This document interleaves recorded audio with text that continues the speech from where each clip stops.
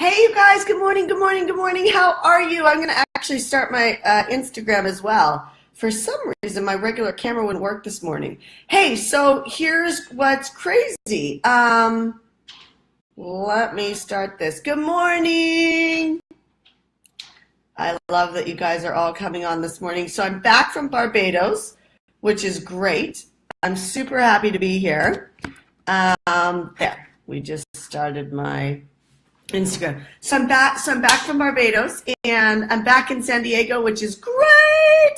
I'm super happy to be here. My little son is up because he's on Barbadian time. And this morning, what are you guys drinking? I am drinking this hemp protein superfood, raw organic hemp protein this morning. And it's freaking good. Doesn't even look good. Looks good, right? So good. So I'm here drinking this. Share with me what you're drinking this morning. So I need to get a little greens in me after being on the islands for so long. Okay. So I want to talk to you guys today about a topic that I actually will lose clients because of spirituality. And I will watch people hide behind God and their kids to not grow their businesses. And I want to talk about this because I had a frustrating time in my life. I remember, I've had many frustrating times in my life, but I remember reading Wayne Dyer, A Course in Miracles, and I was studying religiously, meaning that I was just giving up meat, giving up sugar, giving up alcohol. I remember driving down the street in Laguna Beach and having no meat, no alcohol, no sugar, and I went pretty much all raw. And I remember driving down the street and I didn't know what to do with myself. I was like, holy cow, my whole life I've been drinking wine, eating at restaurants. Even when I was broke, I was still eating at good restaurants and drinking good wine. So funny how we always seem to get exactly what we want in life, right? Our priorities are what we value. Honey, can you bring Zach in the other room, please? Sorry, I'm just listening to my son. Can you bring him into the other room, please? Thank you. I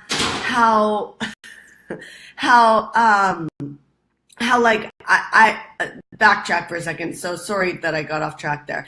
So I gave up alcohol, gave up sugar, gave up meat, gave up all of this stuff. I was studying A Course in Miracles. That's why I did it. And I went raw. And I remember driving down the street and calling my boyfriend at the time, who eventually became my fiance. And I called him and I was so bored I didn't know what to do. And I realized that so much of my life has been dedicated around food and drinking, which is so funny, right? I love my wine. I'm not a non-wine drinker anymore. But so much of my life was around a habit. And a habit that I claimed as being me, the things that I love to do in life. And why this is important to you, for you to understand, is that you have a habit, you have a way of being, you have things that you organically say that you like. But what's interesting is we can get caught in this rift, this way of being that doesn't always serve us. And so not that what I was doing in life wasn't serving me, but where I wanted to go, I had to break some habits to be able to get there. So for instance, even though doing all the right things, and the Bible talks about this, you can pray, go to church, read scripture, but that doesn't mean that you're going to be successful in life. That doesn't mean that God's going to gift you with this incredible harvest in life. It just isn't. I mean, you know that this is true if you've been studying and you've been, whether it's in spirituality or in religion, whatever it is, you know that if you still haven't been able to break through financially, something's off, right? I know I used to ask myself the question, what am I doing wrong? God, I surrender. I surrender. I mean, I remember saying that so often. I surrender. Just help me, right? But the truth is that I never surrendered. I never surrendered. I manipulated, right? I thought if I was better or I was good, if I was trying harder, if I judged more people. I know that sounds funny, but we do, right? It's oh, we're doing this thing, this spiritual thing in life, and then your boyfriend or your husband or your daughter or your best friend is having a victim moment, and you're like, oh, victim, you're up on your high horse and you're letting them know about how broken down they are, but really those are all patterns of ways of being that you're accessing and embodying. So here's what I did. And here's what I recommend that you look at. If I'm a business coach, so I my piece in life, my sliver that I help people with is really businesses. It's how do you become financially free? How do you have more money than you can spend, right? And I want to share something with you. I'm not the entrepreneur or the business coach out there that's saying this and not doing it, right? That's not me. I mean, I say this humbly. I mean, humbly, because I'm telling you, it wasn't until I really got my partnership with God that things really started to work. And so I can tell you, you can manipulate your way into little bursts of success. You absolutely can.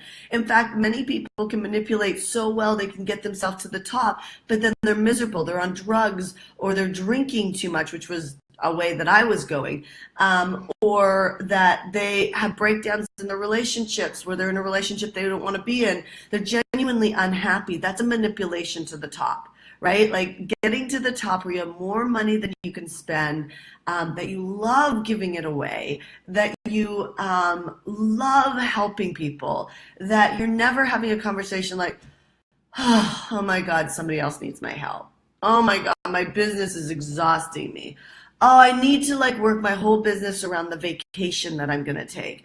Like when you stop operating from that scarcity heart, that lack of giving place where your business and your clients and work is like a pain in your ass. When you stop operating from that, that's when you know you've broken through. That's when you actually know that you've broken through. And you break through before the money comes in, right? You break through before the money comes in, and that you want to break through before the money comes in, because the people who don't end up in a really bad place at the top. That's where a lot of our stories come from, around the fact that you don't want to make more, you don't want to earn more, you don't want to grow bigger because you're afraid that you can't handle it. Those moments, those thoughts in your head are actually coming from a vibration, a thought pattern in the universe that is around that group of people who made it to the top by manipulation, and they're miserable, right? You should never feel afraid to go give a presentation. You should never be afraid to actually do a video or a Facebook Live. You should never feel afraid to do a webinar and help and support. You should never be afraid of those things. You know why? Because, and I'm not saying that you don't start afraid, because you do. You start with the mask over you and trying to protect yourself. But eventually what you want to do is you want to drop into faith. And you want to be in this energy of I'm here to give. And I know that some people won't like me, and I know that you won't be a perfect fit for everyone, but there is a group of people that will love you and appreciate you, and those are the people that you want to speak into. And so every time you do a presentation, every time you put yourself out there as an entrepreneur, as a business owner, and you're forging this mission, yes, it's for you, for sure. It's for you to access freedom. Emotional, financial, all of that, let go of the stress, freedom, right? On the other hand, the only way that you can make a big difference in the world is to actually access this power of giving. So here are 3 things that you need to do to be able to break through, okay? Number 1 is you have to be generous all the time. You have to be generous all the time, right? So catch yourself, because your faith, there's two prongs to this. Your faith will grow because you're being generous all the time, right? So for instance, if I'm busy growing my company's hardcore business, if I'm busy, I have an event coming up called the Zone Event right now. In fact, if you want tickets to go to it, you can go to zoneevent.com and you can see that we have early bird tickets right now. But when I have the Zone Event, we have 600-700 people who come to that event. We're going into it end of September. So it's busy inside my company right now as we're working towards creating great content. I don't do the same content every year. It's always different content. So I've got to recreate 3 full days of workshop for entrepreneurs to help them grow. So why am I telling you this? So many people would get stressed out and frustrated about okay, is it perfect? Is it good enough? And they basically push people out of their life. Tell me if this is you, like if you've ever experienced this, right? Like just drop in the comment section of Instagram or Facebook, and let me know, have you ever been so stressed out in your business that you start pushing people that you love away, right? It's like, I got to get this thing done and there's not enough time, right? Have you ever felt that way and you push people away? That is a seed. That is a seed of lack and scarcity in your way of being. And when you have that thought process and you have that way of being, what happens is your intention, Wayne Dyer talks about this, right? This is why this stuff didn't work for me before. Your intention is still to get.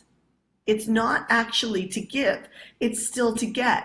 So where do you have your focus, right? So if number one is you've got to be generous all the time, where do you have to put your focus? Now, this needs to be trained inside you, right? Where does the focus need to be that you're driving towards if it needs to be generous? So if I go to the zone event, I think about, the zone event, the 3 days is leads, leverage, and legacy. And the way that I came up with that is you need leads to be able to grow your business, because I know that people who don't have a lot of leads, they grow very slow. That's why I teach about, audience building all the time, right? You just will grow slow. So that's day one. Day two, but notice that day one is focused out. It's like, how do I get these people to be most successful possible? I got to teach them how to get tons of leads, right? Then day two is about leverage. Well, one of the biggest challenges my clients have is they have this time conversation. I don't have enough time to study. I don't have enough time to breathe. I don't have enough time to eat. I don't have enough time to work out. That's why I'm fat. Like all of these things, they have this conversation around time. And I see people give up on their business because they think that they're giving up too much of their life to grow their business. So I've got to break that conversation, right? So to break it, I got to teach them leverage. And while I teach them leverage, I actually identify all the awareness so they're aware that when they have those thoughts, it's actually a strategy away from clearing those thoughts. In other words, you don't have to not spend time with your children. You don't have to not spend time working out. You don't have to give up eating healthy because you're working too hard. That's bullshit. It's just a leverage strategy away. And so I'll teach them that on day two. But again, it's focused out. Where I'm focusing to get to is satisfying that goal. If it's, is my content good enough that they're going to buy with me?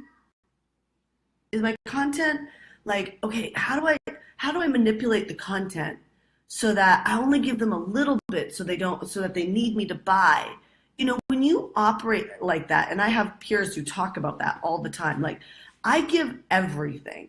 And I have some of the highest close ratios in the industry because I authentically give and have people have breakthroughs while I'm teaching and coaching, right? But that's because my faith is so strong on giving, on generous all the time, which is step number one. If you're going to break this whole conversation inside your space, how do you partner with God, right?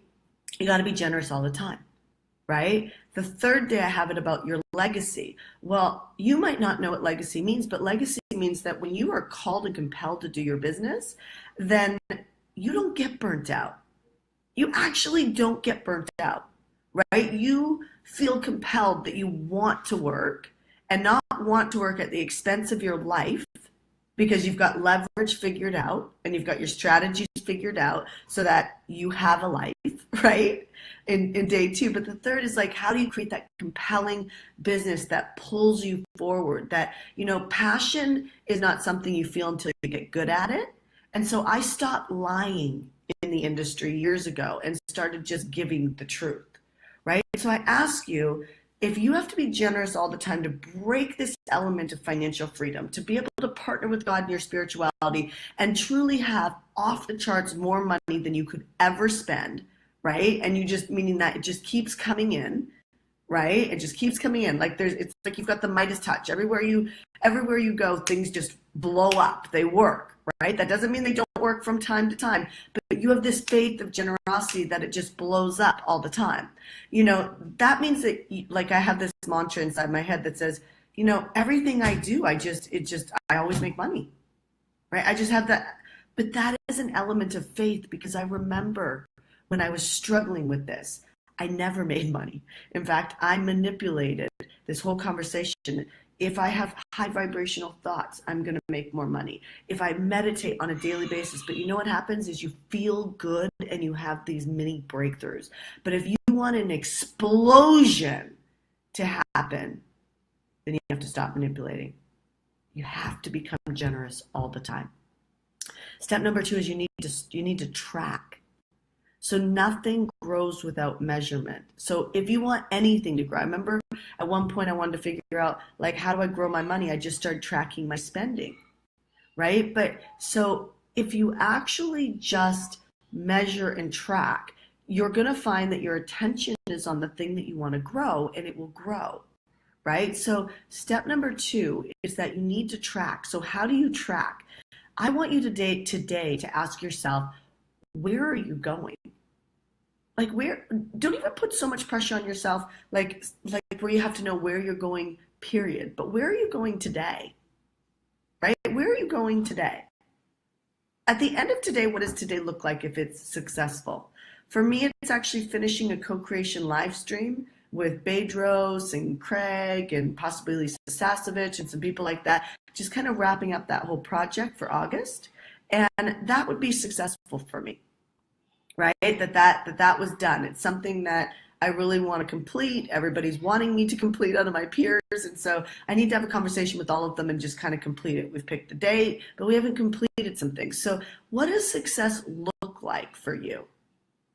Right? And how do you know you've reached it? The first time I asked myself that question, I burst into tears.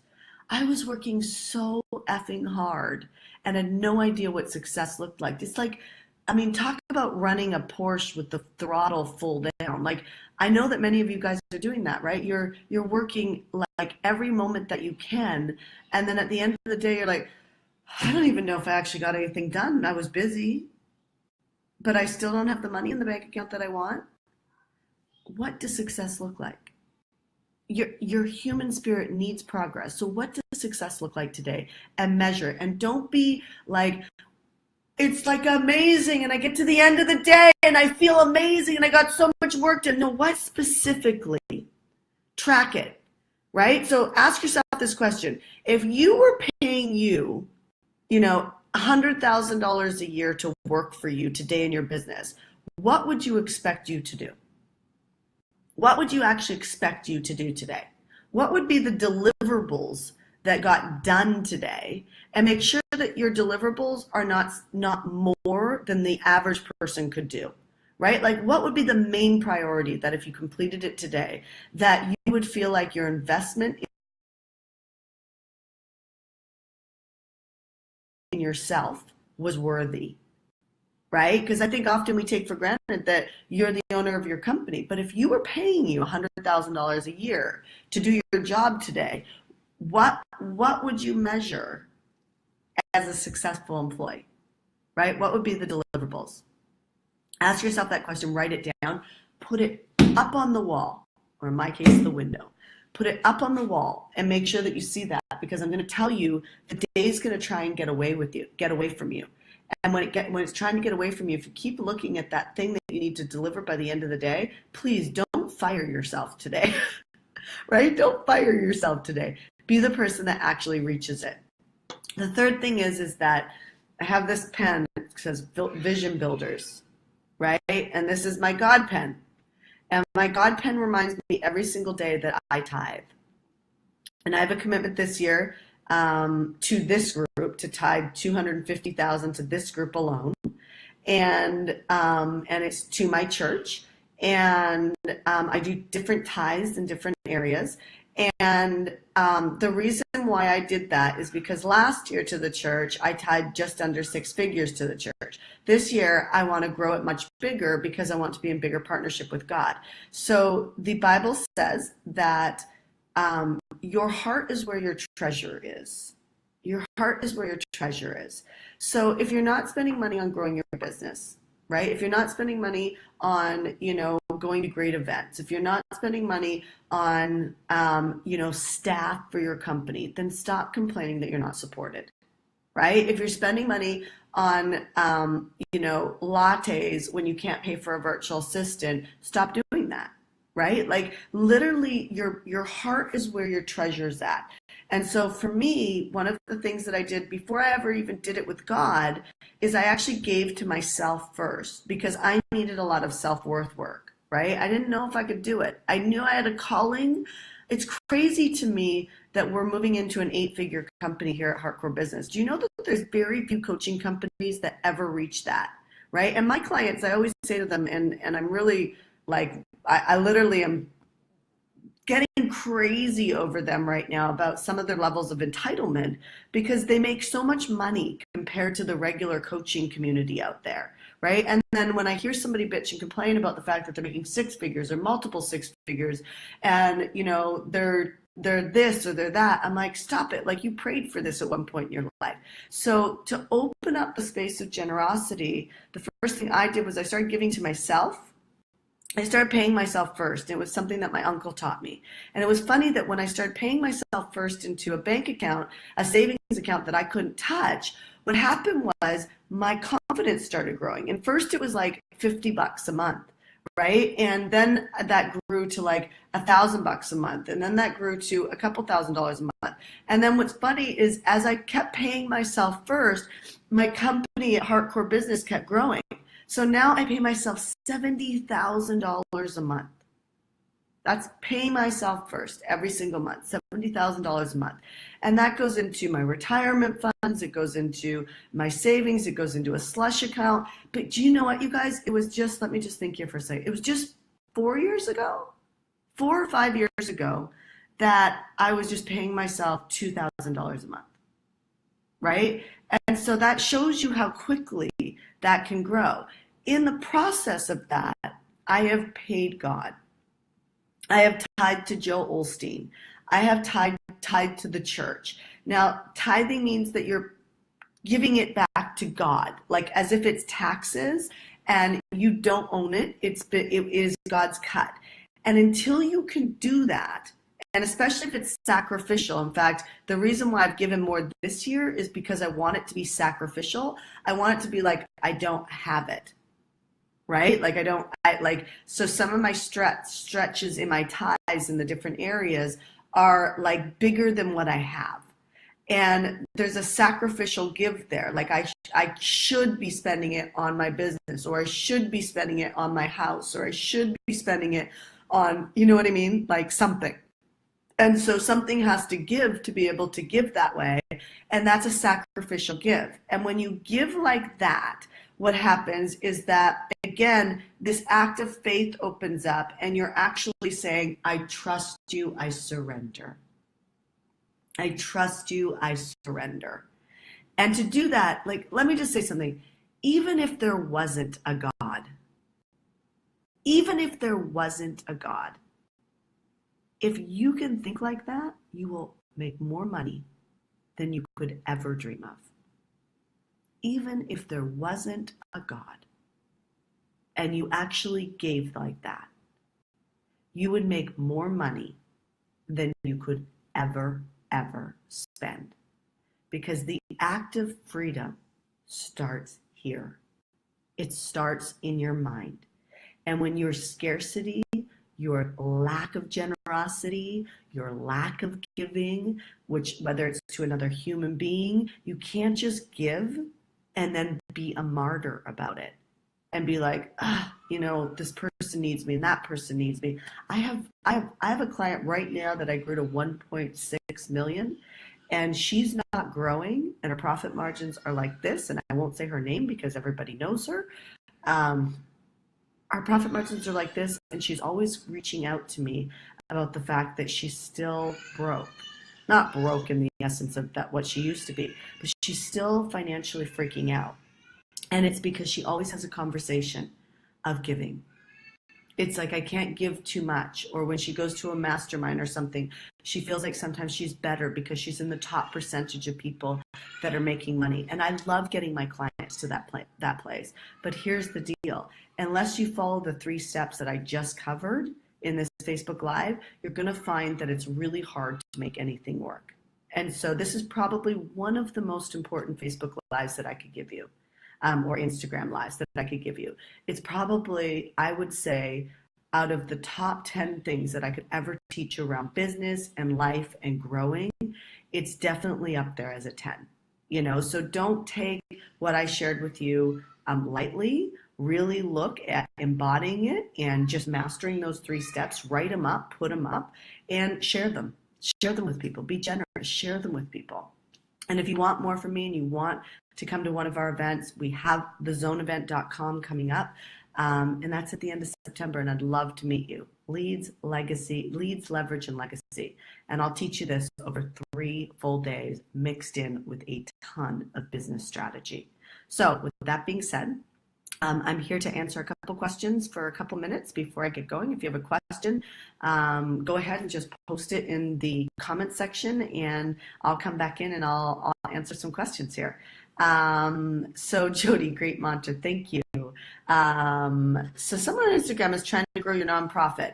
Great. So if you're trying to grow your nonprofit, then I'm going to recommend that you need donors. You need a list. I have a ton of friends who've grown nonprofits. And if you have an email list, it's very easy to get generous and give a bunch of things for free in order for people to donate, or not a bunch of things for free, but like, for instance, if I wanted to raise money for human trafficking, which is something that I've done at the Zone event last year, what I do is I will actually come up with things that I could give that are valued at a much higher price point for people to be able to donate, like $100 or $500.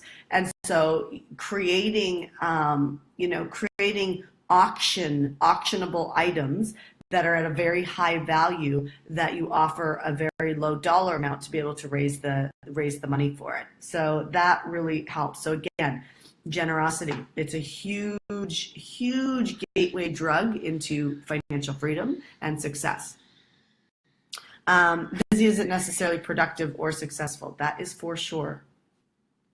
Christy, tracking was the key to my 1,077% revenue growth last quarter. So what Christy's talking about is that she grew her company over 1,000% over this last quarter. She's a client of ours. In fact, last year, Christy, I don't think you'll care that I'll say this, but last year she did a program that is called Pace Club, and it's a program that I offer. And she actually didn't do anything in the program, which is funny because I kick their ass. Like, I make them feel bad if they're not working. Like, I go after you to really break your habits and get into your mind and get you as productive as possible. But of course, someone could still go like this and not do it. And that was Christy. And she went into our marketing mastery program, which is the next graduation year. And I've offered an opportunity for my clients to win my Porsche Cayenne, which is coming up here. We're actually tallying up all of the contest winners. But you know what's interesting? Only 20% of my clients actually played. Like, only 20% of them actually gave themselves enough opportunity to win my car. And it doesn't matter what what anybody talked about, like whether they played or didn't play, it's an $80,000 car, like, sell it. You know what I mean? Like, we're all in the business of making money in business, but I actually rewarded my clients for having their best quarter yet.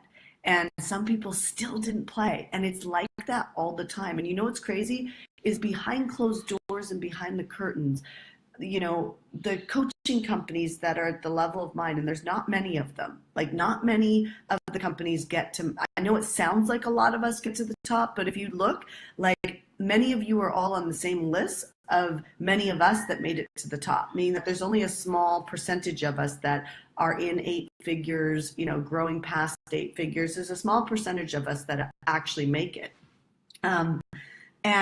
And so I share that with you because you know what we say behind closed doors is we actually say those statistics all the time, because it sucks that more people do not put themselves out there to really go after it. Like, how often you give up in the middle of a project or in the middle of growing something, you just give up and you make up an excuse why you give up, or you don't even start in the first place. Like, this shit's got to stop. Right? So Christy's saying that tracking was the main reason why she was actually successful. and grew her company to over 1,000% in just 1 quarter. In fact, she sent me a message and said that she did just over $100, I think it was $102 or something, more in 1 quarter than she did all of last year. That's powerful, super powerful. Okay, so Lisa Sloan, congratulations. Okay, let's see. Anybody else have a question for me? Should is a word I try to avoid. Yes. Okay, I think you guys are good. Doesn't look like I have a bunch of questions this morning. What is your best way to start a bookkeeping business? It doesn't say your name on Instagram. It says PT300Baz. I would actually recommend that you get a new name for your Instagram, unless that's the name of your company. But it's hard to. It's not very personable for me to connect in with you. So, but the best way to start a bookkeeping business. I've actually coached a couple bookkeeping companies in the past, and there's, depending on your personality, it comes down to your vision of what you actually want. But I took a bookkeeping company to the CEO starting a CEO club, which is now a CFO club, and she's charging $25,000 a person to actually work with her to help CEOs understand their numbers. In addition, I got rid of all, just like I do with massage therapists or coaches or psychotherapists, stop selling your time for hours, meaning that I had her stop, like the clients that were $50 a month and things like that. I got rid of all of that inside of her bookkeeping company, and we broke it up into 3 packages. And so it's no different if you're in a coaching business or whatever. You break it up into retainer packages. And so we broke up her business into, I can't remember, but let's just call it a silver, bronze, and gold, or bronze, silver, and gold package. And it was like, I think the lowest package was like $275 a month. And then it went up from there. And then there was the custom packages for companies that needed bigger or people that needed bigger packages. My point in sharing that with you is I got her out of the scarcity of living off of paycheck to paycheck by just taking clients or bookkeeping clients in that needed the person, because what happens is there's just not enough. Like if you've got one person working on a $50 a month, package versus working on like a $500 package a month, it helps you grow your team much easier, which growing your team actually scales your company. So every time you hire somebody, it's actually, you got to stop hiring for plugging holes. You actually hire for where you want to go.